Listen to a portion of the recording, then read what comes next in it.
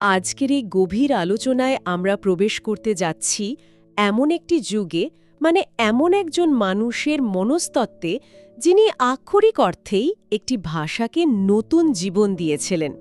সময়কালটা ১৮৩৮ থেকে ১৮৯৪ সাল। একটু চিন্তা করলে দেখা যায় তৎকালীন বাংলা গদ্যের অবস্থা বেশ বেহাল ছিল।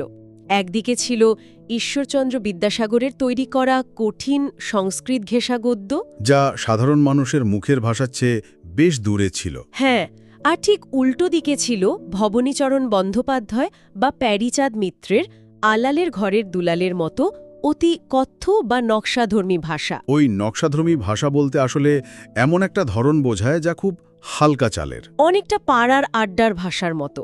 সেখানে গম্ভীর বা গভীর কোনো সাহিত্য রচনা করা বেশ কঠিন ছিল। আর এই দুই বিপরীত ধারার মাঝেই এক সুবর্ণ সেতু তৈরি করেছিলেন সাহিত্য সম্রাট বঙ্কিমচন্দ্র চট্টোপাধ্যায়। তিনি গদ্যকে দিলেন আধুনিকতা, দিলেন গাম্ভীর্য। বঙ্কিমচন্দ্রকে বাংলা উপন্যাসের জনক বলা হয় শুধু এই কারণে নয় যে তিনি প্রথম উপন্যাস লিখেছিলেন। এর পেছনের মূল কারণ হল তিনি ইউরোপীয় উপন্যাসের বিকাশের সাথে পাল্লা দিয়ে প্রাচ্যের মাটিতে সম্পূর্ণ নতুন একটি সাহিত্যিক কাঠামো দাঁড় করিয়েছিলেন। আর এই সাহিত্যিক যাত্রার সূচনা নিয়ে কথা বলতে গেলে আমার কাছে সবসময় একটা দারুণ চমকপ্রদ তথ্য মনে হয়। তার লেখালেখি শুরু হয়েছিল পদ্য দিয়ে। হ্যাঁ, বাংলা উপন্যাসের এই জনকের প্রথম রচনার নাম ছিল ললিতা তথা মানুষ। কিন্তু তিনি খুব দ্রুতই উপলব্ধি করেছিলেন যে তার আসল শক্তি কবিতায় নয়, বরং গদ্যে। এটা সাহিত্যের ইতিহাসের একটা মজার দিক। তবে এর চেয়েও বড় নিরীক্ষাটি তিনি করেছিলেন তার গদ্যের শুরুতে। তার প্রথম বড় কাজটি কিন্তু বাংলা ভাষায় ছিল না। ১৮৬৪ সালে প্রকাশিত তার প্রথম ইংরেজি উপন্যাস রাজমোহন'স ওয়াইফ। তবে এটি সেভাবে জনপ্রিয়তা পায়নি। বঙ্কিমচন্দ্র বুঝতে পেরেছিলেন যে ভিনদেশী ভাষায় বাঙালি আত্মার সন্ধান করা বৃথা। মাতৃভাষার প্রতি এক গভীর দায়বদ্ধতা এবং নিজের শিকড়ের টান থেকে তিনি বাংলায় ফিরে আসেন। আর সেই ফিরে আসার ফলাফলই হল ১৮৬৫ সালে দুর্গসনন্দিনী প্রকাশ। এটি ছিল বাংলা উপন্যাসের আনুষ্ঠানিক জন্ম। এক রোমাঞ্চকর ইতিহাস বটে। তার দীর্ঘ সাহিত্য জীবনে লেখা মোট ১৪টি বাংলা উপন্যাসকে আমরা মূলত ৩টি সুস্পষ্ট ধাপে ভাগ করে আলোচনা করতে পারি। প্রথম ধাপটা নিশ্চয়ই সেই ঐতিহাসিক রোম্যান্সের যুগ। ঠিক, প্রথম ধাপে তিনি যেন নিছকই গল্প বলার আনন্দে মেতেছিলেন। এই পর্বের অসাধারণ সব সৃষ্টির মধ্যে রয়েছে দুর্গেশনন্দিনী, কপালকুণ্ডলা, মৃণালিনী এবং রাজসিংহ। এখানে ইতিহাস আর কল্পনার এক দারুণ বিস্তার চোখে পড়ে। পাঠককে এক জাদুকরী জগতে নিয়ে যাওয়ার জন্য তিনি ইতিহাসের বিশাল ক্যানভাস ব্যবহার করেছিলেন। হ্যাঁ, আর এই প্রথম ধাপের কথা উঠলেই ১৮৬৬ সালে প্রকাশিত কপালকুণ্ডলা উপন্যাসের কথা আলাদা করে বলতেই হয়। এর রহস্যময় পটভূমি, মেদিনীপুরের কাঁথি অঞ্চলের সমুদ্র সৈকত এবং মোগল সম্রাট জাহাঙ্গীরের শাসনকাল, সব মিলিয়ে এক অদ্ভুত শিহরণ জাগায়, বিশেষ করে কপালকুণ্ডলা চরিত্রটি। যদি আমরা গভীরভাবে বিশ্লেষণ করি, দেখব সে পুরোপুরি প্রকৃতির সন্তান। সমাজের কৃত্রিম নিয়মনীতি, প্রথা বা মানুষের তৈরি করা কোনো শেকল তাকে বাঁধতে পারেনি। কিন্তু যখনই নবকুমারের সাথে তার পরিচয় হয় এবং সে সভ্য সমাজে প্রবেশ করে, তখন সে হাঁপিয়ে ওঠে। এই উপন্যাসের মূল সুরই হল প্রকৃতি বনাম মানবসৃষ্ট সমাজের এক চিরন্তন দ্বন্দ্ব। বঙ্কিমচন্দ্র এখানে দেখাতে চেয়েছেন সমাজের নিয়মকানুন কিভাবে একটি মুক্ত আত্মাকে শ্বাসরুদ্ধ করে মারে। এর সাথে কাপালিক চরিত্রের সেই ভয়ঙ্কর প্রভাবটাও কিন্তু ভোলার মতো নয়। তার অন্ধ বিশ্বাস এবং নিষ্ঠা উপন্যাসের পড়তে পড়তে এক ধরনের ভয় আর রহস্যের জন্ম দেয়। আর বঙ্কিমচন্দ্রের সেই বিখ্যাত উক্তি, পথিক তুমি কি পথ হারাইয়াছ, এটি শুনলে আজও গায়ে কাঁটা দিয়ে ওঠে। এটি তো শুধু একটা সাধারণ প্রশ্ন নয়, মনে হয় যেন মানুষের অস্তিত্বের সংকট আর নিঃসঙ্গতাকে এর চেয়ে সুন্দরভাবে আর প্রকাশ করা যেত না। এরপর যদি আমরা তার রচনার দ্বিতীয় ধাপে প্রবেশ করি, সেখানে দেখব এক ভিন্ন বঙ্কিমচন্দ্রকে। বিশাল সমুদ্র সৈকত বা ইতিহাসের রাজপ্রাসাদ ছেড়ে তিনি প্রবেশ করেছেন মানুষের ড্রয়িং রুমে, সমাজের অন্দরমহলে। সামাজিক ও মনস্তাত্ত্বিক উপন্যাসের যুগ। হ্যাঁ, এই উপন্যাসগুলোর মধ্যে রয়েছে বিশ্ববৃক্ষ, ইন্দিরা, যুগলাঙ্গুরীয়, চন্দ্রশেখর, রজনী, রাধারানী এবং কৃষ্ণকান্তের ওয়েল। এই ধাপে নর-নারী সম্পর্কের জটিলতা, সামাজিক বাধা আর মানুষের ভেতরের অন্ধকার দিকগুলো সবচেয়ে বেশি প্রাধান্য পেয়েছে। এই পর্বের কৃষ্ণকান্তের উইল উপন্যাসটি নিয়ে একটু বিস্তারিত কথা বলা প্রয়োজন।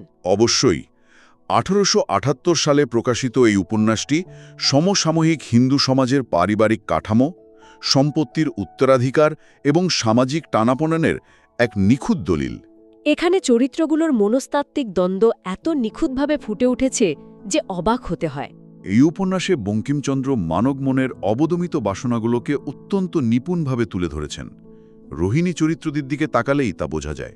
সে অপরূপা, বুদ্ধিমতী, কিন্তু বিধবা হওয়ার কারণে তৎকালীন সমাজ ব্যবস্থায় তার জীবনের সমস্ত আকাঙ্ক্ষা অবদমিত।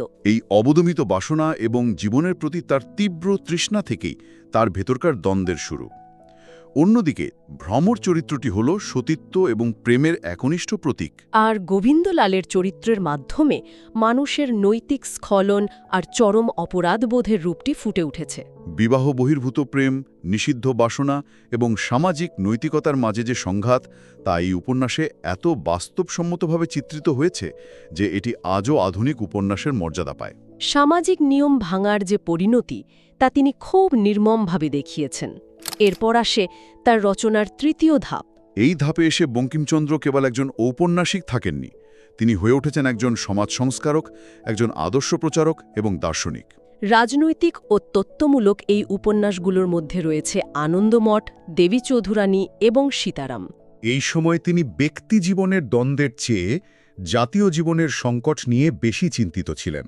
1882 সালে প্রকাশিত আনন্দমঠ তো রীতিমতো ইতিহাস তৈরি করেছিল। 1770 সালের 76-এর মন্বন্তর বা মহাদুর্ভিক্ষ এবং সন্ন্যাসী বিদ্রোহের পটভূমিতে এটি লেখা। এই উপন্যাসের প্রভাব তো শুধু সাহিত্যে সীমাবদ্ধ ছিল না, পুরো ভারতবর্ষের রাজনীতিতেও এর গভীর প্রভাব পড়েছিল। আনন্দমঠে দেশপ্রেমকে সর্বোচ্চ স্থানে রাখা হয়েছে। ব্যক্তিপ্রেমের চেয়ে দেশের প্রতি প্রেম যে অনেক বড়, সেটি এর মূল দর্শন। ভবানন্দ, জীবানন্দ চরিত্রগুলো দেশপ্রেমের মূর্ত প্রতীক হিসেবে উপস্থাপিত। তবে সবচেয়ে চমকপ্রদ হল শান্তি নামের নারী চরিত্রটি। শান্তি চরিত্রটি সত্যিই অসাধারণ। সে পুরুষের ছদ্মবেশে সন্ন্যাসী দলে যোগ দেয় এবং সরাসরি যুদ্ধে অংশগ্রহণ করে। 19বিংশ শতাব্দীতে এমন একটি নারী চরিত্র কল্পনা করা সত্যিই অভাবনীয় ছিল।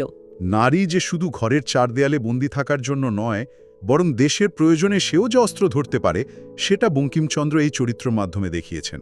আর এই উপন্যাসে দেশমাতৃকাকে দেবী দুর্গা বা কালীর সাথে তুলনা করা হয়েছে। আর এখানেই লুকিয়ে আছে বন্দে মাতরম গানের জন্মকথন। এই গানটি পরবর্তীকালে সমগ্র ভারতের স্বাধীনতা সংগ্রামের মূল মন্ত্র হয়ে উঠেছিল।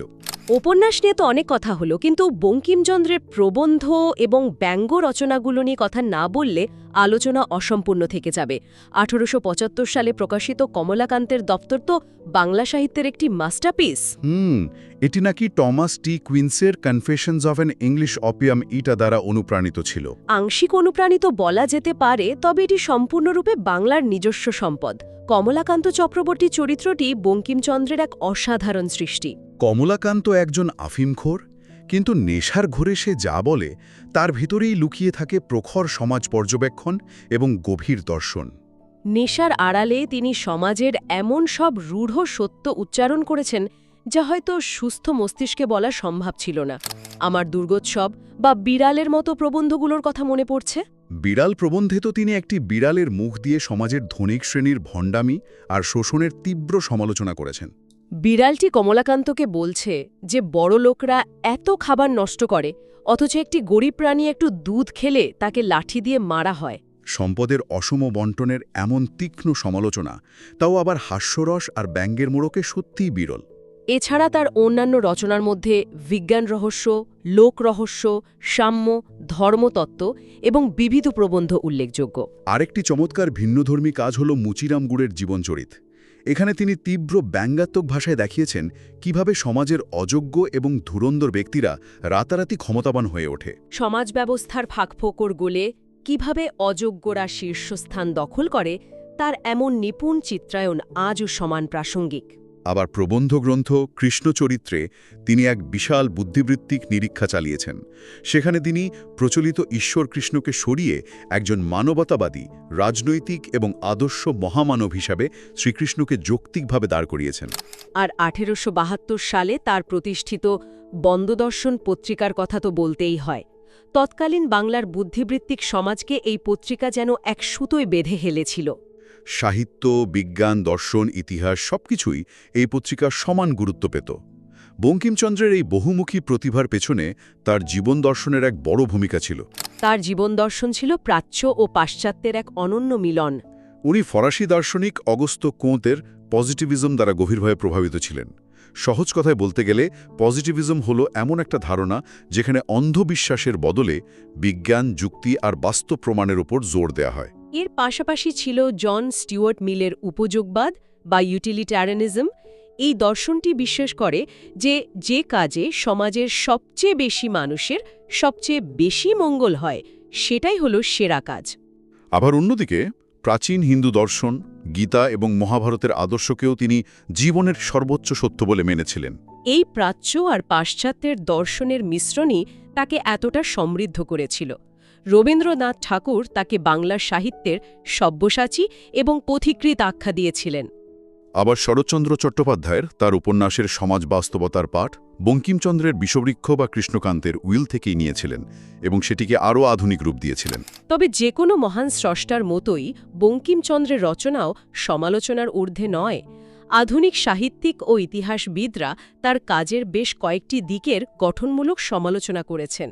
আমাদের এই বিষয়গুলো বস্তুনিষ্ঠভাবে দেখা প্রয়োজন। নিশ্চিতভাবে, যেমন তার বিরুদ্ধে অনেক সময় মুসলিম বিদ্বেষের অভিযোগ আনা হয়। বলা হয় যে আনন্দমঠ, রাজসিংহ বা সীতারাম উপন্যাসে মুসলিম চরিত্রগুলোকে অনেক ক্ষেত্রে নেতিবাচক এবং আক্রমণাত্মক ভাষায় চিত্রিত করা হয়েছে। সমালোচকদের মতে তার এই জাতীয়তাবাদ ছিল মূলত হিন্দু জাতীয়তাবাদ। এই বিষয়টা ইতিহাসবিদরা কিভাবে ব্যাখ্যা করেন? এই সমালোচনাটি বেশ প্রচলিত। তবে এর পাল্টা যুক্তিতে অনেক পণ্ডিত এটাও বলেন যে বঙ্কিমচন্দ্র আসলে নির্দিষ্ট কিছু অত্যাচারী ঐতিহাসিক শাসকের সমালোচনা করেছেন, সামগ্রিকভাবে কোনো ধর্মকে নয়। এর প্রমাণ হিসেবে তারা দুর্গেশ নন্দিনী উপন্যাসের ওসমান চরিত্রের কথা বলেন, যাকে তিনি অত্যন্ত মহৎ, সাহসী এবং নীতিবান একজন মানুষ হিসেবে চিত্রিত করেছিলেন। আরেকটি বড় সমালোচনা আসে নারীবাদী দৃষ্টিকোণ থেকে। রোহিণী বা কুন্দনন্দিনী মতো স্বাধীনচেতা এবং বিদ্রোহী নারীদের তিনি উপন্যাসের শেষে করুণ মৃত্যু উপহার দিয়েছেন। সমালোচকরা প্রশ্ন তোলেন, সামাজিক স্থিতিশীলতা ও রক্ষণশীল ব্যবস্থা বজায় রাখার জন্যই কি তিনি এই চরিত্রগুলোকে বলি দিয়েছেন? স্বাধীন নারী চরিত্রগুলোকে তিনি শেষ পর্যন্ত সমাজের নিয়মের কাছেই কি মাথা নত করিয়েছেন? এইটি একটি অত্যন্ত প্রাসঙ্গিক প্রশ্ন। অনেকেই মনে করেন এটি তার রক্ষণশীল মানসিকতারই প্রকাশ। তিনি হয়তো সমাজের চিরায়ত কাঠামো ভাঙতে চাননি। এছাড়া তৃতীয় আরেকটি সমালোচনা হল তার শিল্পগুণ নিয়ে। অনেক সাহিত্য সমালোচক মনে করেন তার লেখক জীবনের শেষ ভাগের উপন্যাসগুলো, যেমন দেবী চৌধুরানী বা সীতারাম, শিল্পের চেয়ে প্রচারে বা তত্ত্বকথায় অনেক বেশি ভারাক্রান্ত হয়ে পড়েছিল। তার এই সব বিতর্ক সত্ত্বেও তার প্রাপ্তি এবং সম্মানের খাতাটি বেশ ভারী। সরকারি কর্মজীবনে তার মেধা, দক্ষতা ও বিশ্বস্ততার জন্য ব্রিটিশ সরকার তাকে 1891 সালে রায় বাহাদুর এবং 1894 সালে CIE খেতাব প্রদান করে। পেশাগত জীবনে তিনি একজন সফল ডেপুটি ম্যাজিস্ট্রেট ছিলেন এবং সেই দায়িত্ব পালনের পাশাপাশি তিনি এই বিশাল সাহিত্য ভাণ্ডার রচনা করে গেছেন। তবে তার শ্রেষ্ঠ সম্মাননা কোনো সরকারের দেওয়া ছিল না। সাধারণ মানুষ এবং বিদগ্ধ সমাজ ভালোবেসে তাকে সাহিত্য সম্রাট উপাধিতে ভূষিত করেছিল। আর তার লেখা বন্দে মাতরম ভারতের স্বাধীনতা লাভের পর জাতীয় স্তোত্র হিসেবে সাংবিধানিক স্বীকৃতি লাভ করে। একজন সাহিত্যিকের জন্য এটি বিরলতম সম্মান, যা খুব কম লেখকের ভাগ্যেই জোটে। বাংলা নবজাগরণে তার এই অবদান সত্যিই চিরন্তন। তিনি যখন কলম ধরেছিলেন তখন বাংলা গদ্য ছিল দিক নির্দেশনাহীন। আর যখন তিনি বিদায় নিচ্ছেন ততদিনে বাংলা ভাষা একেবারে আধুনিক, শক্তিশালী আর শক্ত একটা ভিত্তির উপর দাঁড়িয়ে গেছে। তিনি বাঙালিকে শুধু একটি মার্জিত ভাষাই দেননি, একটি আত্মমর্যাদা বোধও দিয়েছেন। তার সৃষ্ট রোম্যান্স, তার চরিত্রগুলোর মনস্তাত্ত্বিক দ্বন্দ্ব আজও আমাদের নাড়া দেয়। আজকের এই আলোচনা শেষ করার আগে একটা দারুণ ভাবনার বিষয় দিয়ে যেতে চাই। সেটা কি? বঙ্কিমচন্দ্রের সেই বিখ্যাত সৃষ্টি কমলাকান্ত যদি তার আফিমের ঘোরে আজকের এই আধুনিক ডিজিটাল সমাজকে দেখত, যেখানে আমরা সবাই সোশ্যাল মিডিয়ায় এক ধরনের ভার্চুয়াল মুখোশ পরে থাকি, তাহলে সে আমাদের এই আধুনিক ভণ্ডামি নিয়ে ঠিক কী বলতো? চমৎকার একটা প্রশ্ন। সমাজের এই কৃত্রিমতা কি সেকালের চেয়ে খুব একটা পাল্টেছে, নাকি আমরা শুধু মুখোশের ধরনটা বদলেছি? এই প্রশ্নটি নিয়েই আজকের মতো বিদায় নিচ্ছি। নতুন কিছু ভাবতে থাকুন, কৌতূহলী থাকুন।